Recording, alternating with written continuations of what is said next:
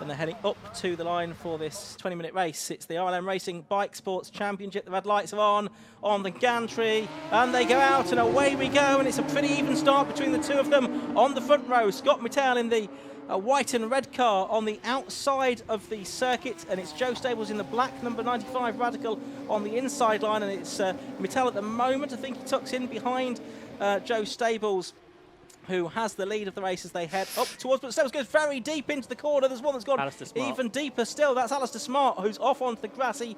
I don't know if he had a problem or just completely misjudged his braking point there, but he's dropped pretty much the back of the field. But certainly Joe Stables lost out as well. He's just lost the one position, but it is to Scott Mittal, and that could be crucial for the championship. And he's under threat now from, is that Leon Morel in third place? It is. He's got ahead of Matt Moore, importantly, so a good start there from Leon Morel, who's had a great season. He's actually trying to challenge Joe Stables here for second overall. It won't make any difference to his points tally, but perhaps he knows, actually, if Joe Stables doesn't win here, that gives him a better chance in the championship. So if he can put him under pressure in these early stages and let Scott Mittal get away, that isn't a bad thing for him. Here comes the battle for fourth as the slower starting Matt Moore passes Jules Griffiths, but already there Leon Morel is pulling away in Class B and already putting a bit of distance between himself and the drivers that can take points away from him here.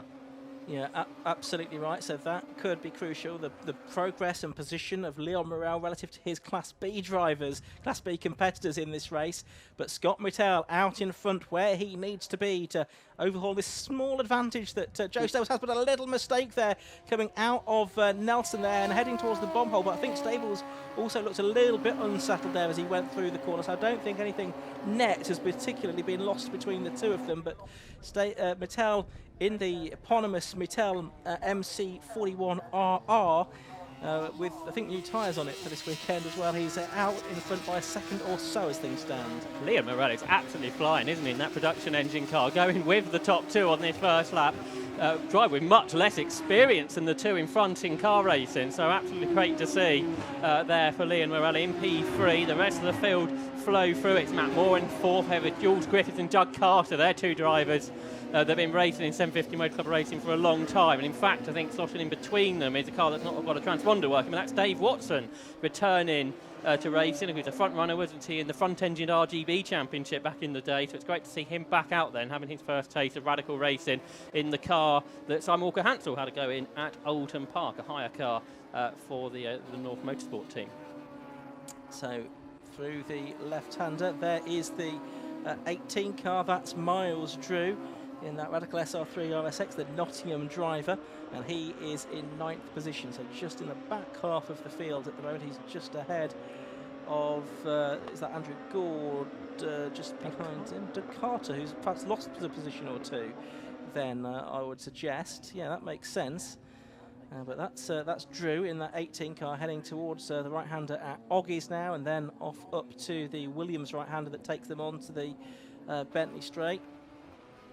It was the Drew car that was the other car that won Class B, wasn't it? But in the hands of Miles' brother, I think, Ross Drew, that won at Donington. That's right, yeah. Otherwise, it has been Leon Morel that's done all of the winning within Class B this season. In Class A, it's been split between Stables and Mittal. There is Dave Watson, I was talking about earlier, returning to 750 Motor Club racing this weekend, and doing pretty well there, top 3 in Class B.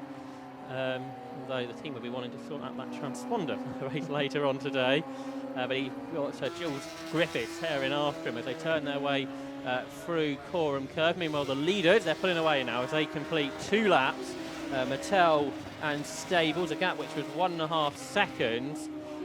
That's come down to 1.2 seconds. So Stables is catching Mittal up front between those two Class A cars that are a bit ahead of the rest here, and already on that first flying lap within a few hundredths of a second off the lap record, so the pace is quick early on. A good battle across the line there. Stephen Bell in the Sabre trying to gain a place around the outside there to go ahead of Andrew Gord and get himself inside the top 10. That's right, yes. So Stephen Bell up inside the top 10 now in that Class A Sabre Scala for the driver from Leeds. He's been a regular in RGB as it was at the time for many years as well.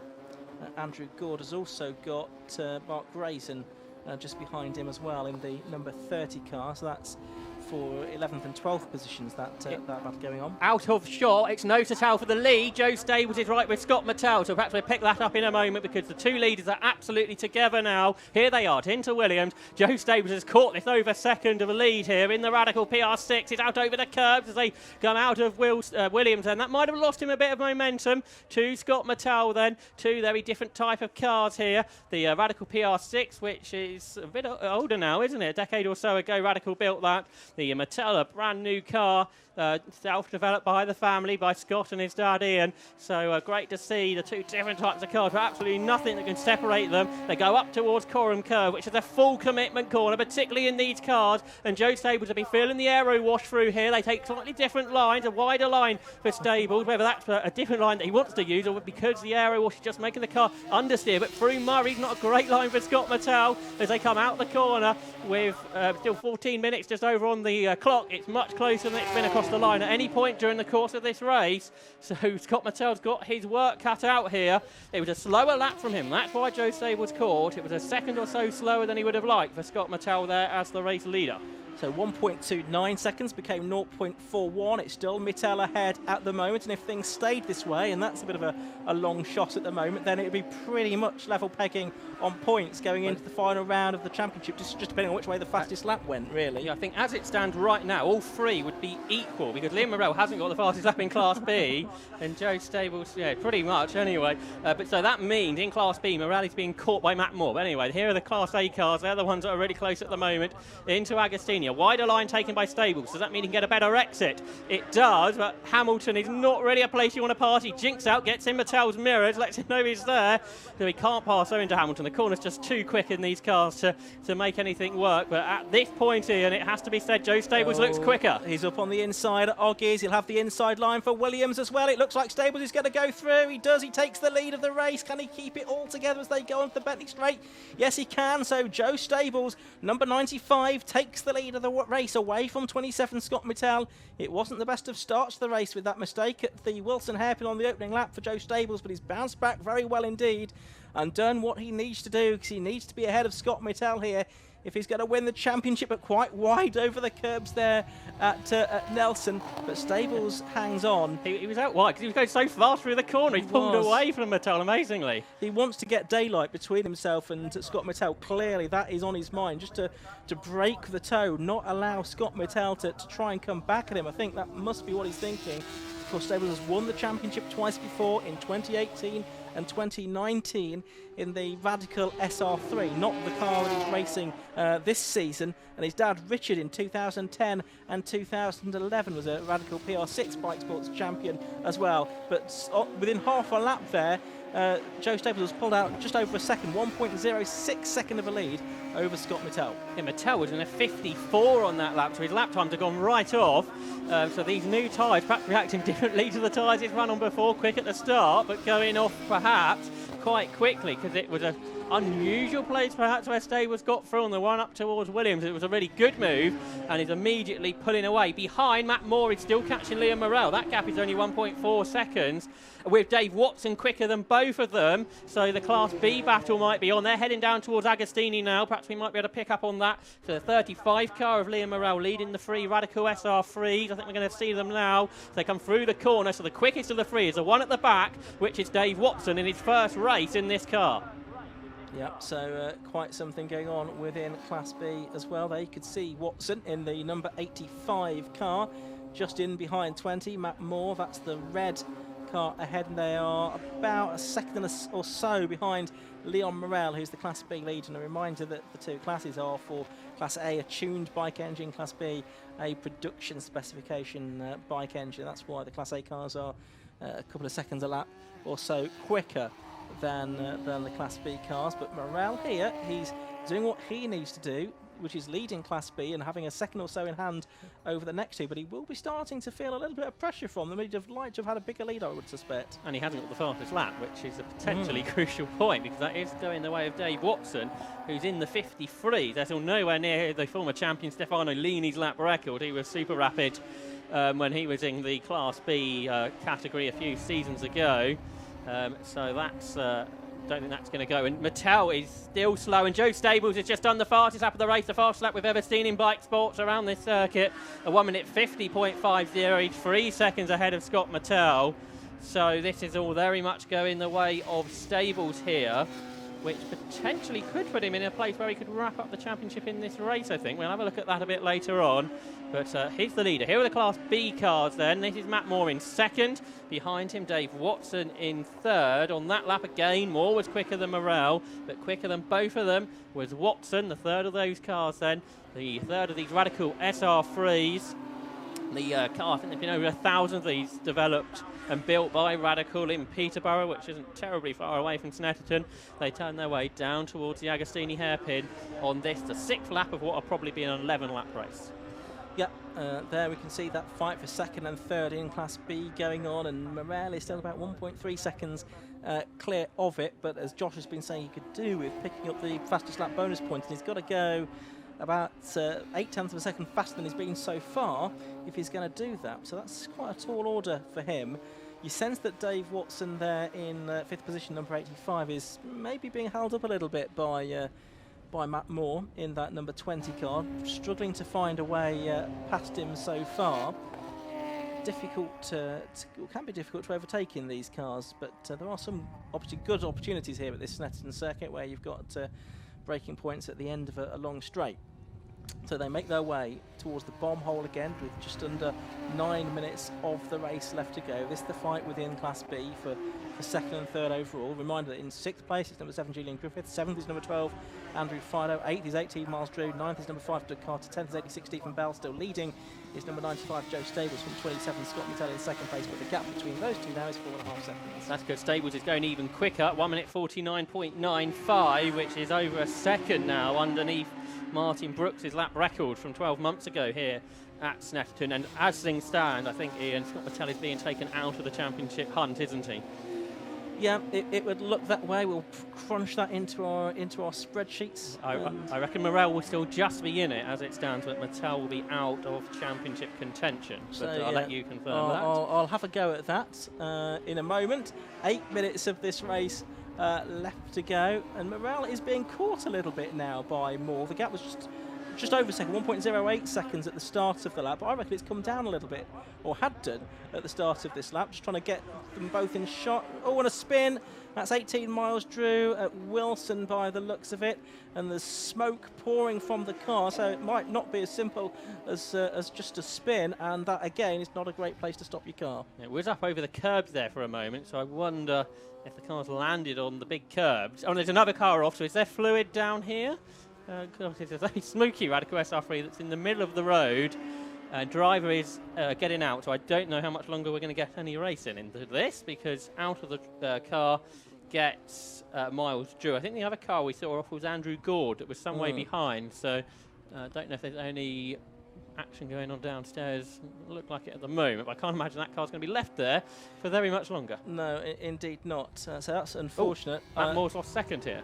He has. So Dave Watson has gone through to second place while we're watching that drama at the Wilson hairpin. So we'll see if Watson now can catch Morrell, but Morrell seems a bit further up the road, so I don't know if they've fallen over one another. Potential drama for Joe Stables, because he's caught a lapped car heading into that yellow flag zone, which might mean he'll lose a bit of time. Mattel's gone quicker than he has at any point in this race, so that's still 1 second slower than another fastest lap for Joe Stables, 1 minute 49.69. And Morrell's lead now much bigger over Matt Moore, so I suspect Moore must have made a bit of a mistake there. And he's just set the fastest lap in class at 1 minute 53.43, a 10th under Dave Watson's best, I think, there. So Liam Morrell gets that point back, so he's getting a little bit closer to Joe Stables in the championship hunt once more. And just to let you know, I've done the math and I concur with you. I think that the situation would be that if it stays this way, Scott Mattel, I'm afraid, will be out of the championship hunt for Class A and, of course, the overall standings as well. So Joe Stables has done an identical lap time to qualifying, as we've got the yellow flags on the start and finish line, and the safety car boards go out with 6 minutes of this race left to go, which is pretty similar to the amount of time that we got left in the last race as well. Yeah, it all sounds rather too familiar, unfortunately. We know how the last one went. I mean, whether it might be easier to recover this car, it's the only question, I guess. Yeah, the marshal post is pretty close, and hopefully this car won't need a lift, but has it left any fluid down? That's the question. Yeah. That is the question. as to whether there'll be any need for remedial work by the marshals. But there you can see, obviously Joe Stables has seen the yellow flags in the safety car, so the 5.76 second lead that he'd built up, that's going to come down to nothing. Whether that matters or not in terms of are we going to get any more racing or not, that remains to be seen. But just over 5 minutes of the race left to go. Yes, they're going to be caught the safety, so we can only afford one safety car lap here, and then it'll be one lap of racing, if there's any. Will be the situation that we've got going on here, won't it? So we shall see what happens. But Joe Stable's been really impressive here, I think, Ian, you'd agree with that sort of pace. Oh yeah, definitely. And getting past and pulling away from Scott Mattel with quite a bit of ease. It was just that mistake at the start, I guess, which lost him the lead, which you'd say is his only problem. And I guess it's just fortunate that wasn't more costly than it was, because we saw Alistair Smart make a similar mistake, and he dropped a lot further down the order, didn't he, right to the back. Now, there's a very good chance that Joe Stables could have made up quite a few places as well, had he needed to. But in the end, he just had to sort of chase down Scott Mattel, who's pushing that Mattel MC41R really hard. And it's so impressive, of course, that is a family-built, designed, built, engineered car as well. That Scott's able to do that. And I know he would have loved to have been able to win the championship this year. It's not over yet, not until this race is finished at least. But I think it might not be a victory for Scott Mattel in the 2021 championship. But it's been very competitive, hasn't it, with Joe Stables? We know an established front runner, twice a champion in 2018 and 2019. That was when he was racing a Class B car, but often he'd be upsetting the Class A cars as well that season, wouldn't he, or in those seasons? Yeah, I think he won some overall races, didn't he? But you perhaps would say Class A wasn't quite so competitive during those years. And we mentioned Stefano Lini, he was also taking overall race victories in Class B, but he's shown that he's a pretty rapid racer as well. So we've had some great drivers, haven't we, that have come through the Bikesports Championship. Of course, Tim Gray was a former champion as well, and Adrian Reynard, perhaps his day of racing was a bit before he did Bikesports, but again, very quick race, and of course he's running cars here this weekend. Yeah, absolutely. But yes, various different drivers have won the championship. Last year, of course, it was Charles Hall in the Spire that took the title. We've had James Brakel win it back in 2012, Darren Luke in 2009, Jonathan Wright in 2008 as well. So it goes back quite a few years now, the Bikesports Championship, catering of course predominantly for radicals, but also, as we've seen, the Mattel, got the Sabre out there, had Spires out there certainly in the past, although none here this weekend, as the Snetterton recovery truck trying to hook up the broken Miles Drew number 18 car, the SR3 RSX. We've got 2 minutes 25 left, so unless they can get that hooked up out of the way pretty quickly, I think we may have seen the last of the racing from the RLM Racing Bikesports Championship. There's movement down at the hairpin, I see, so this potentially is not over yet. What if we do get back going? The problem for Liam Morrell is there's a lapped car in front of him, which could be problematic, couldn't it? With his two class rivals behind him. Dave Watson is a teammate to Liam Morrell. Well, that's going to make a blind bit of difference or not to how Dave Watson deals with a potential restart here. I'm not sure. But this is absolutely an opportunity for Scott Mattel to do something should we get back racing. Movement is The movement is continuing up at the Wilson hairpin. The safety car's accelerating away from the pack, is it? And maybe not, actually. I thought it was, but perhaps not. So we're not totally sure whether we're going to get a restart here or not. I'm not sure if there's any indication. There's a green flag being prepared, isn't there, underneath us? So I think we are going to get one more lap of racing here, and it could be a crucial lap for the championship here in the RLM Racing Bikesports Championship. So safety car is indicating into the pit lane. So with 1 minute and 13 seconds left to go, we are going to get one more. If Joe Stables was really kind of here, we could almost stop them before we get to the line. But with 1 minute to go, it's probably taking the mickey a little bit too much. Up to the line they come. Green flag waves back underway for one more lap of racing in the RLM Racing Bikesports Championship. And it's a good restart there for Joe Stables. Scott Mattel not really able to pressure him the opportunity he had there. was to try and pressure Joe Stables perhaps into riches on the opening lap, but he wasn't able to do that. Up towards Wilson. Oh, he's gone off! He's gone off! They've both gone off to some extent, but Stables was the first one on the scene of possibly some fluid on the track, and he's thrown it away onto the grass. And oh my goodness. But there are more cars tangled up as well on the exit of the corner, so clearly there was some fluid down that possibly wasn't spotted. There was no flag for it. Mattel still leads. He is leading, and Liam Morrell still leads Class B. So it's all gone wrong for Joe Stables here. Yeah, Morrell is still out there. It was Dave Watson, the car that had spun and was stationary on the exit of the corner. There in the background, you can see Joe Stables, and he'll be trying to... I don't think it matters how many places he makes up, because he's going to drop this score anyway, I would think. Yeah, he's got to get back to second, which actually could be possible within Class A. If he's got the fastest lap point, actually, it might be an important position to get back, actually, because... So who's the first of the next Class A cars? It's... we've got Stephen Bell there as well, haven't you? So he's got to pass a few cars, but it's possible here that this may not be a drop score yet, but Scott Mattel is back in the championship hunt, and Liam Morrell is potentially the one that's going to be leading the championship going into the final race. And somebody's slowing. Who's that? Yeah, can't quite see which car is it. Is it Doug Carter, I think, that's slowing? He's going to pull off the circuit in the number 5 car. And there you can see the background, Miles Drew's car up behind the tow rope. So it's Griffiths, isn't it, in third? He's the next, the Class A car. So that's where Stables has got to beat. And he's going past Stephen Bell here. So it's potential that he could get this second place in Class A. And with the fastest lap, that I think will not count as a drop score. He's right with Griffiths as they turn their way up towards Corn. He's going to go past him, I think. He is, and he's going to go through. But up to the line is going to come Scott Mittel. He's going to take the checkered flag here. Well, this is not what we expected at the start of that final lap, but Scott Mittel wins the penultimate round of the RLM Racing Bike Sports Championship. Second place goes the way of the Class B winner, Leon Morrell. In third place over the line. Come back there on that final lap for number 95, Joe Stables. He gets the fastest lap bonus point as well.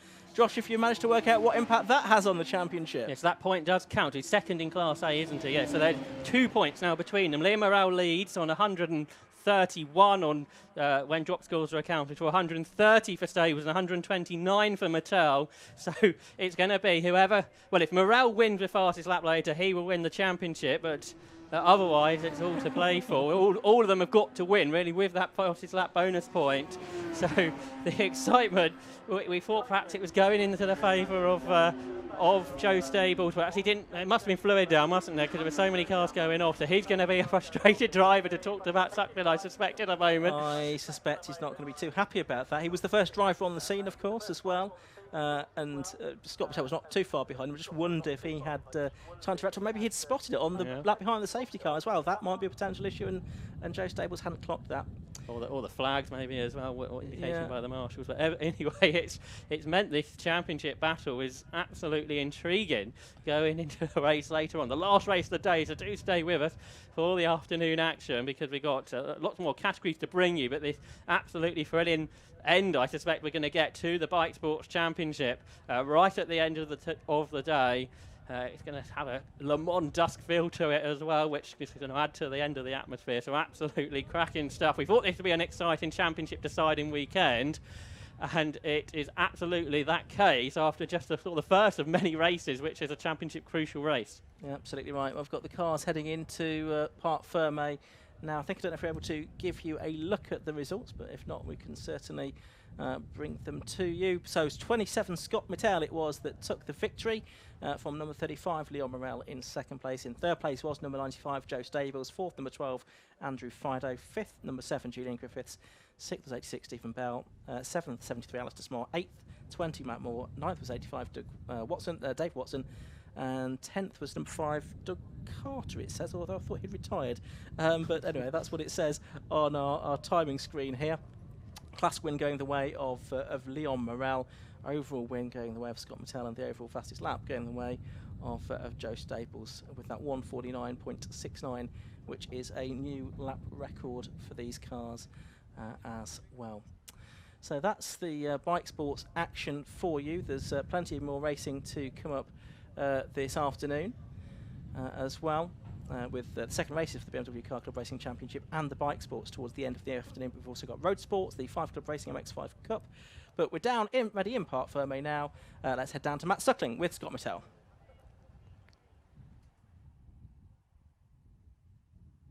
Thanks very much, Ian. Yep, down here with our race winner from the Bikesports Championship, which is Scott Mattel. Scott, the guys were talking in the box just during that race that you might be out in the championship, but with that race result, I think that puts you clearly back in it. Yeah, back in it now. I needed to win both these races, so yeah, if I didn't win that, it was done.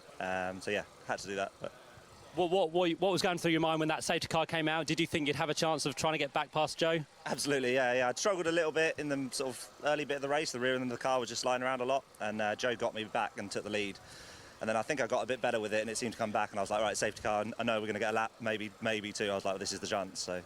And what happened up there towards the hairpin? Was there still fluid down? I assumed there was still fluid down, so I gave it a little bit earlier braking than normal, thinking this is the first time we're seeing it, and I don't think Joe did. So. That's a shame, really, for Joe, but you benefit from that with the result. In terms of this car this weekend as well, we understand you're on new tyres, is that correct? Yeah, we had new tyres for the first time in qualifying. I was disappointed with qualifying, to be honest. I was on a lap that was sort of 6/10 up compared to what we did, but safe for everyone. So, yeah, we'll try and change this up a bit for race 2 and go from there. And it's all on for race 2 as well, isn't it? Yeah, absolutely, yeah. Good stuff. Well done, Scott. Thank you very much indeed. So, Scott Mattel, a winner from that first race. Let's try and grab Leon over here as well and have a quick chat with our Class B winner, which is Leon Morel. Leon, that was a close fought race. What did you see of it as they went up towards the hairpin? It was really tough. I actually noticed under the back of the car, when it was on the safety car, I could see there was oil down on the inside. So I'd got it in my mind that regardless of what happened, if they restarted, I had to go deep and miss it. And I came in, and obviously I took a wide line. As I exited the corner, I looked in my mirror and I seen both my teammates spinning around in circles. So obviously they've been really quick this weekend and put me under a lot of pressure, but that just eased everything. So yeah, great result. Thanks to North Motorsport for giving me such a fantastic car all year, and looking forward to race 2. It should be good, shouldn't it? You're in Class B, of course. You're still up for the overall championship as well, so it is literally all to play for in that second race between all you three. Yeah, I think I can cover Scott. I think it's Joe that's my points rival. So let's do the same again. I'm carrying some 13s from Silverstone to low entry round. So although I won with fastest laps, I didn't get maximum points. So hoping to turn those 13s into 16s. So just done it in race 1. Let's see if we can do it in race 2. It's going to be a hard week, but you're going to give it a good go? Yeah, mate, it's having it, yeah. Good stuff, well done, Leon. That's what we like to hear. Congratulations on Class B victory. And we'll see if we can grab a quick word as well with Joe Stables, who's just having a quick chat with some of the media down here. But yeah, sorry guys, we're just going to interrupt very quickly. Joe, come and join us if you wouldn't mind. That's a bit disastrous for you in terms of what happened at the hairpin. Talk us through what happened. Well, the safety car lights were still on, so the boards were still showing safety car, and it distracted me because we were on for the second corner as well, and I was looking at the board thinking why it's still on. Then I looked back and the 100-metre board was right there, so I've already outbraked myself. What a shame as well, because as we were just talking, you could have just wrapped it up in that first race with that result in terms of Class A, but it's now all to play for in that final race. It's going to be exciting, isn't it? Yeah, I just threw it all away basically, but hopefully it should be all right for second race. Was there fluid down at all, or just your mistake? Just my mistake. I just got distracted. Do you reckon you can start up in race 2? Yeah, I should think so. I got a decent gap in race 1, so hopefully do that again. And of course, you've been a former champion in Bikesports, so you want to try and wrap it up again? Yeah, it'd be nice to get a second one. Yeah. Good stuff, Joe. Good luck for race 2. Thank you. There we go, then our top 3 from that Bikesports race there, with Joe Stables finishing in 3rd place. And as you heard, it was his mistake rather than any fluid on the track. 2nd place, of course, to Leon, and 1st place went the way to the man who did a grand job to come through, Scott Mattel. We're going to have a quick chat, I think, with...